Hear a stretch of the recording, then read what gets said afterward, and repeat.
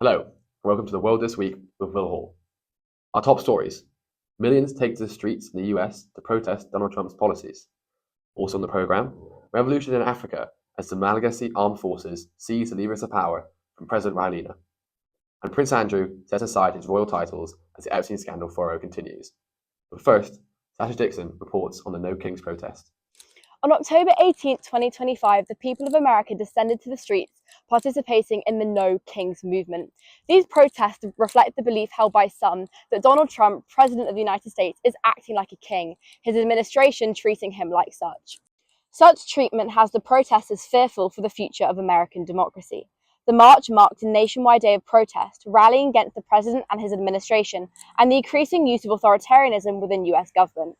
More than 2,700 demonstrations took place throughout the country, supporters gathering in key cities east and west, where what started as an anti-Trump protest has now grown into a demand for change. Protesters were raising concerns about a wide range of issues, from the ongoing and increasingly violent immigration raids to the suppression of dissent, and ironically the deployment of National Guard within major US cities. Though a notably peaceful protest, Republican governors in several states placed National Guard on standby, with the governors of Texas and Virginia taking the step to activate their National Guard troops against the citizens. Since Saturday, Trump's allies have denounced the protests, condemning what they refer to as the Hate America rally. Trump has since rejected accusations of acting like a king, saying he has to go through hell to get stuff approved.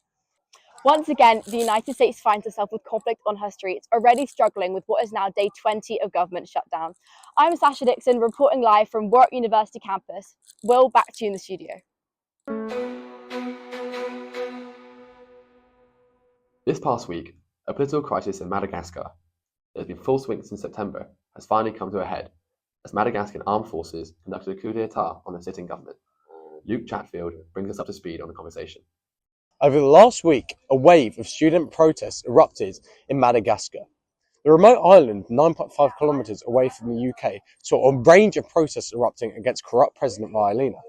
As such, a military coup is followed, and the island is facing a wave of destruction. Madagascar remains one of the world's poorest countries, riddled with rampant corruption and regular power outages.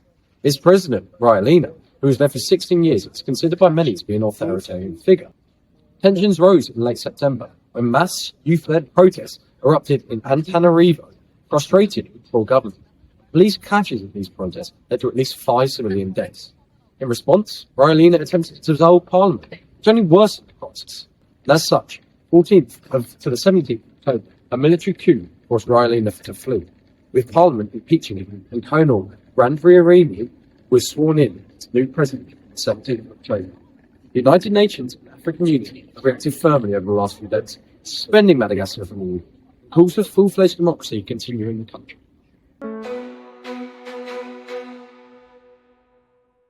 As the Epstein scandals continue to grip the United States, Prince Andrew has announced that he will no longer use some of his former titles.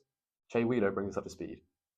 Following a meeting with King Charles, Prince Andrew has stopped using all of his remaining royal titles.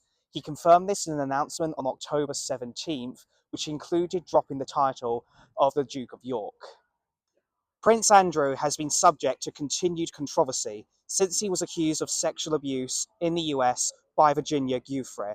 This includes association with Jeffrey Epstein. Though the original case has been settled out of court, it continues to cast a negative image on Andrew, which has, consequentially, reflected upon the entire family. This most recent development in his standing marks a permanent shift in the prince's role in the royal family. The recent abandonment of these titles has effectively sidelined Prince Andrew from undertaking any further public duties within the royal family. Nevertheless, he has not been legally stripped of his dukedom, which requires a consent of Parliament. Andrew also remains a prince by birth and remains within the royal line of succession. I'm Shay for World This Week. Back to Will.